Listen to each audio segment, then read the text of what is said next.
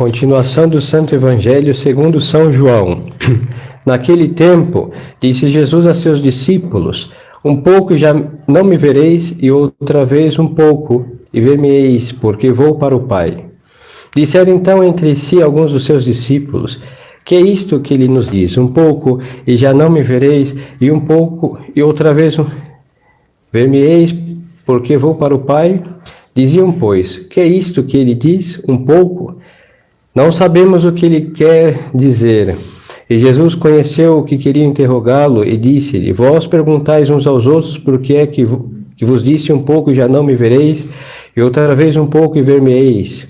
Em verdade vos digo que vós haveis de chorar e gemer, e o mundo se há de alegrar, e haveis de estar tristes, mas a vossa tristeza há de converter-se em alegria.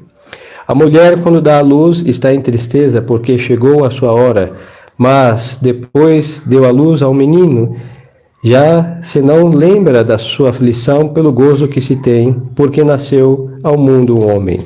Vós, pois, sem dúvida, também estáis agora tristes. Hei de ver-vos de novo, e vosso coração se alegrará, e ninguém vos tirará a vossa alegria. Em nome do Pai, e do Filho, e do Espírito Santo. Amém. Louvado seja nosso Senhor Jesus Cristo. Sempre seja louvado. Podem sentar. A epístola é tirada de São Paulo, apóstolo, São Pedro, apóstolo. São Pedro, apóstolo, nos diz: caríssimos, rogo-vos que, como estrangeiros e peregrinos que sois neste mundo, vos abstenhais dos desejos carnais que combatem contra a alma, tendo bom procedimento entre os gentios, para que, assim como agora murmuram de vós, como de malfeitores, considerando as vossas boas obras, glorifiquem a Deus no dia em que os visitar. Sede, pois, submissos a toda instituição humana, por amor de Deus, quer ao rei como ao soberano, quer aos governadores como enviados por ele para tomar vingança dos malfeitores e para louvar os bons, porque esta é a vontade de Deus, que fazendo bem façais emudecer a ignorância dos homens insensatos, como livres e não como tendo a liberdade por véu para encobrir a malícia, mas como servos de Deus. Honrai a todos, amai os irmãos, temei a Deus, respeitai o rei. Servos, sede obedientes aos vossos senhores com todo o temor, não só aos bons e moderados, mas também aos díscolos. Isto é agradável a Deus em Jesus Cristo, nosso Senhor. Estimadas almas, neste domingo, nós também celebramos a festa da aparição de São Miguel Arcanjo, lá no Monte Gargano. Isso foi no ano 580, se não me falhar aqui as datas, 525. O missal aqui nos faz um resumo. São Miguel apareceu na Itália no ano 525, sob o pontificado de Gelásio I, no cume do Monte Gargano, perto do Adriático, e pediu que lhe erigissem um templo e nele prestasse culto a Deus e em sua honra e de todos os anjos. Aconteceu que havia uma invasão dos inimigos, não só da Itália, mas também de Deus, e o bispo daquela região, ele fez como Moisés, ele subiu no monte e ficou rezando. Aí os cristãos foram, tanto para defender a Itália, como para defender a fé, combater os inimigos. Se não me falhar a memória, godos. Aconteceu que os cristãos estavam indo muito mal no combate. Então o bispo seguiu rezando lá igual Moisés, com seus braços levantados, pedindo a intervenção de Deus. Aí apareceu um touro muito violento e que fez um estrago no exército do inimigo, um touro somente. E aconteceu que esse touro entrou dentro do Monte Gargano e depois ficou lá. Quando os cristãos foram, era São Miguel que se disfarçou de touro valente e fez o estrago com os inimigos, E quando entraram, já não estava o touro, mas nas pedras estavam como se fosse um colchão, hein? Uma forma de pegadas de alguém muito pesado que estava ali invisivelmente. Então, notaram que era a presença de São Miguel, de modo invisível, só se via pelo afundar das pedras, as marcas de pés, e o bispo entendeu que era a intervenção de Deus, e aquela gruta foi dedicada como santuário de São Miguel, que até hoje é famoso. Andam umas pedras, aí tem gente dando pedras do Monte Gargano. Se vem do Monte Gargano, são pedras do Monte Gargano. Se não vem, sai de outra pedreira por aí. Mas é um lugar santo. Padre Pio tinha muita devoção a esse lugar. E é esta festa que nós celebramos hoje. É a segunda oração da Santa Missa. A terceira oração da Santa Missa, São José, porque estamos dentro da sua oitava. E a quarta oração da Santa Missa, Santa Cruz, porque neste país tem oitava comum por causa da festa do encontro da invenção da Santa Cruz. Pois então, almas, estamos no terceiro domingo depois da Páscoa.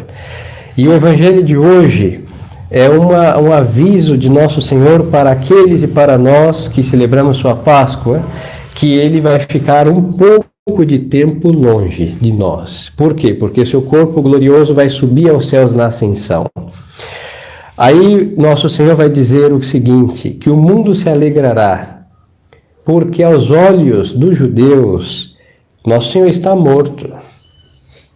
Aos olhos dos romanos, eles colocaram o homem no sepulcro e tinha custódias lá para mostrar que estava sepultado.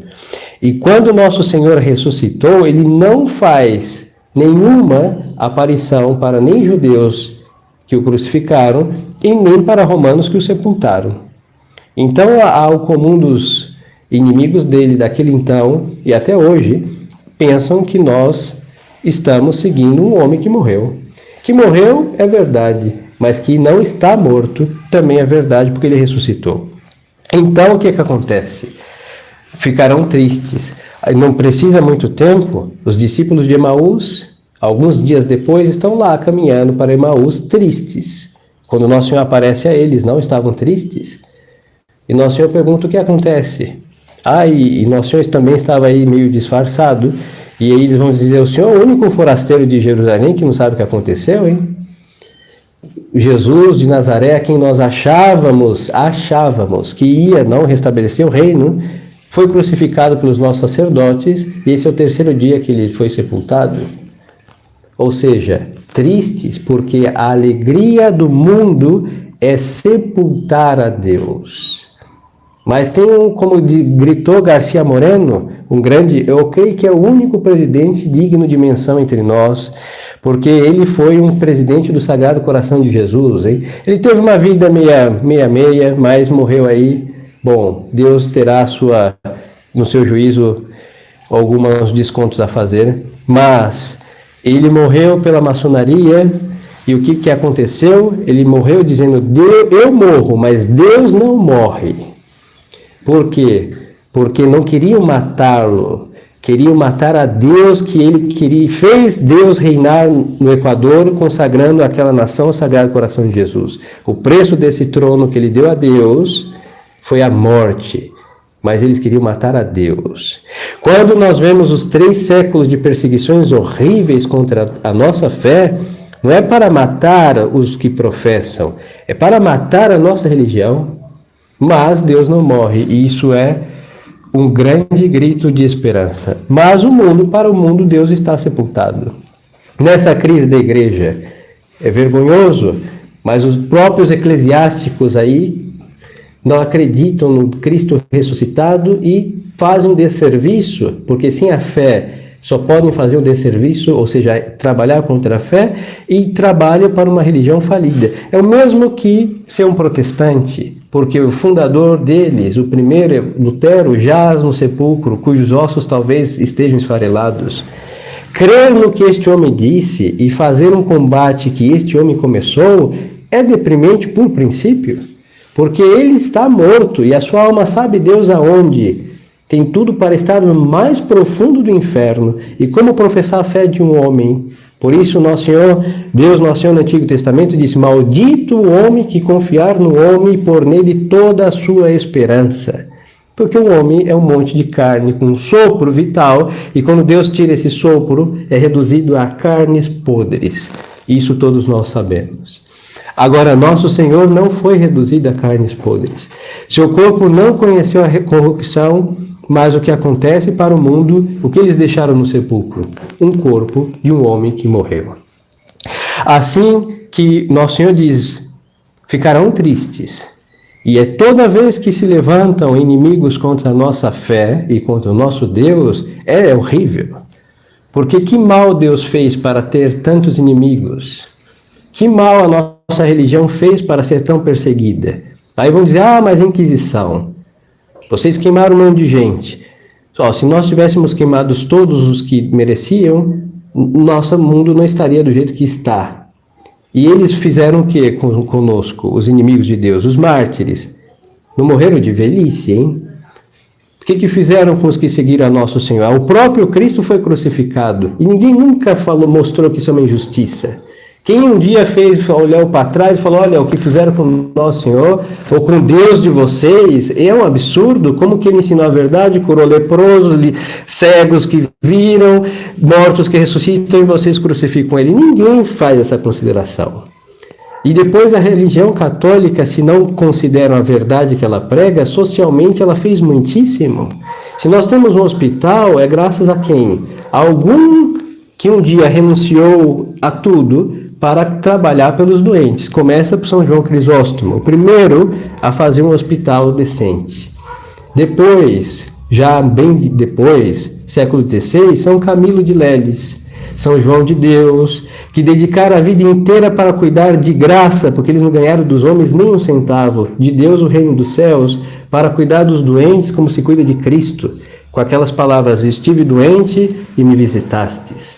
E hoje nós temos os médicos, não estou a criticá-los, nós temos os hospitais e nós somos tratados como um pedaço de carne de açougue quando estamos lá, cuja presença é caríssima para quem está doente e lucrativa para quem supostamente vai cuidar, e somos todos maltratados, seja pelo SUS ou seja pela instituição particular.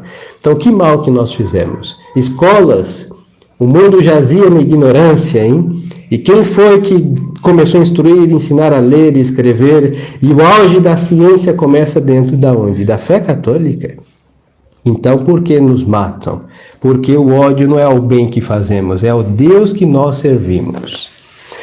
Por isso o mundo se alegra, e a grande alegria do mundo hoje é ver a igreja em crise. Os cristãos um devora o outro, porque ferirei o pastor e despassarão-se as ovelhas. E depois, o fato da luz que não está iluminando, está fazendo o quê? Colaborando para as trevas. Então são todos os bois mudos que estão por aí, que deviam ensinar e não ensinam. Aí vamos então à coleta, que é a oração primeira desta Santa Missa, que vai dizer o que? Ó Deus, a igreja pede, que mostrais aos extraviados a luz da vossa verdade, para que possam tornar ao caminho da justiça. Então, nosso Senhor é esta luz. É o que está escrito no último Evangelho. Ele é a luz que ilumina a todos os homens que vêm a este mundo. O que quer dizer isso? O homem, o ser humano, ele foi criado para a verdade. E ele é atraído para a verdade pela bondade. Não existe uma pessoa, por perturbada, enlouquecida que esteja, que busque o mal pelo mal. Não existe. Não existe. É impossível que busquemos o mal porque queremos o mal pelo mal. Porque nós temos que vestir o mal de bem, falso bem, um bem aparente em realidade, para podermos seguir o mal. Porque o homem só pode seguir o bem pelo bem, ou o mal vestido de bem. Mas o mal nu e cruel ninguém seguiria. Temos que vesti-lo de bem, aparente. E por quê? Deus é a verdade. Por Isso, o intelecto do homem está destinado, recebe o primeiro impulso ali naquele momento da concepção, buscando a verdade. E a verdade divina, metafisicamente falando, o ente primeiro é Deus, o ser por essência. Agora, sobrenaturalmente falando, é o mesmo, mas que se revelou-se a si mesmo por nosso Senhor Jesus Cristo, que é Deus. Agora, o bem que nós buscamos é porque a verdade também tem conotação de bem, mas é a nossa vontade que busca o bem. Todo mundo busca o bem. Até quem faz o mal tem que vestir aquele mal de algum bem, utilitário, convencional, etc. Mas tem que ter uma noção, uma conotação de bem. Mas o bem com B maiúsculo é o mesmo que leva o V maiúsculo, é Deus. Por isso, nosso Senhor, quando o homem é concebido, já o empurra para o conhecimento da verdade e do bem. Agora acontece que esta luz que Deus ilumina todos os homens que vêm a este mundo, ela fica entorpecida pelas paixões. Aí são as palavras do nosso primeiro Papa, São Pedro, na Epístola.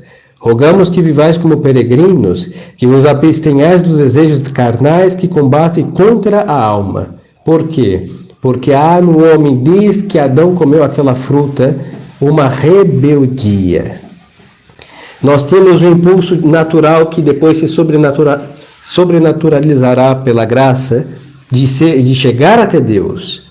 Todo homem é capaz de chegar até Deus. Agora que ele chegue até Deus, dificulte a iluminação de Deus em nossa alma. Dificultar a iluminação de Deus em nossa alma, também vai se dificultar a conversão dos outros. Porque a luz, se a luz não nos ilumina, aqueles próximos de nós tampouco vão conhecer a luz de Deus. Por isso São Pedro está dizendo que vivais como peregrinos, que não vos deixais seduzir pelos desejos da carne, porque eles combatem contra a alma. E as mesmas coisas que combatem contra a alma se levantam contra Deus. São as mesmas. E assim vamos poder estar iluminados pela luz de nosso Senhor e vamos poder iluminar aqueles que jazem nas trevas. Então, queridas almas, o grande triunfo do mal é resistir a Deus.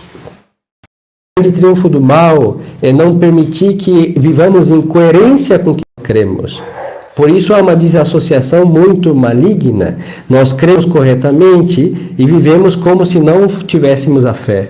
E isso é o grande pecado de escândalo. Os anjos se envergonham de ter que cuidar de seres que vivem assim. Porque nem o demônio é assim, hein? O demônio foi coerente com a sua rebeldia.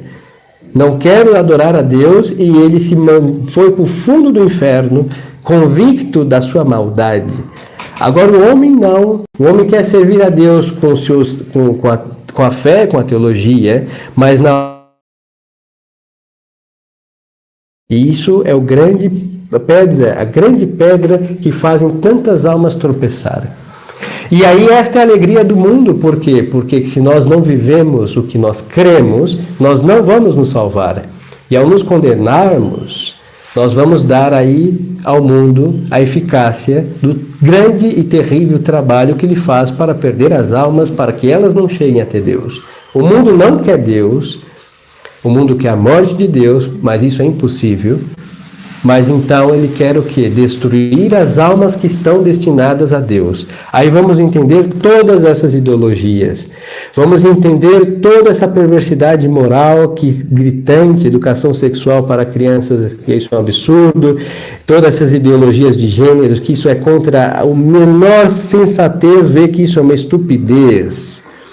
Vamos ver aí contra a família, o divórcio, as uniões igualitárias, chamamos assim.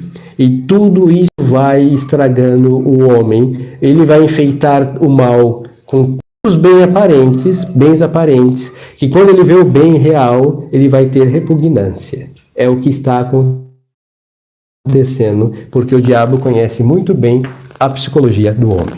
Então, nosso Senhor espera o quê?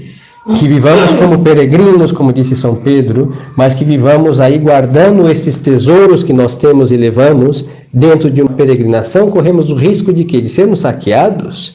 Por isso ninguém está seguro de guardar sua fé até a morte. Essa é a nossa esperança, mas devemos fazer, como dizia São Paulo, cuidar da nossa salvação com temor e tremor. Porque ninguém está seguro de não ser saqueado pelo mundo e pelo demônio e perder todas as riquezas que Deus nos deu. Então, queridas almas, não é para entrar em pânico. Nosso Senhor disse que o mundo ia se alegrar, mas a nossa tristeza se converteria em alegria. E as palavras da Salve Rainha e depois desse desterro mostrai-nos Jesus é o grande alento que mesmo na tristeza do combate neste mundo cruel, nós temos a certeza, se estamos com Ele e depois desse desterro nós vamos vê-lo também. E esta é a esperança que anima e que gera a confiança inquebrantável de não andarmos aí melindrosos, não, tristes por um lado, mas cheios de esperança por outro, e assim vamos combatendo contra nós mesmos, que nos levantamos tantas vezes contra Deus, e contra tudo aqueles outros inimigos que temos que enfrentar para salvar a nossa alma. Então peçamos aí a São Miguel, que é o grande defensor da Santa Igreja, que se levantou naquela combate primeiro e disse: quem como Deus, que nos conceda a graça de ser eco de sua voz.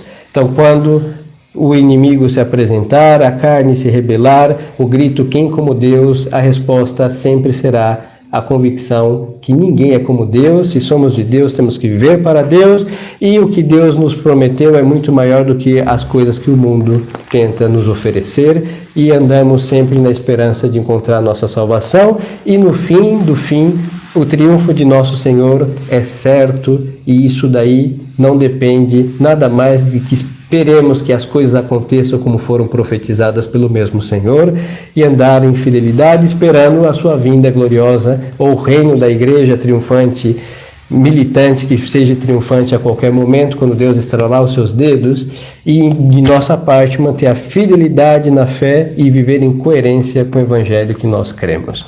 Louvado seja nosso Senhor Jesus Cristo. Em nome do Pai, e do Filho, e do Espírito Santo. Amém.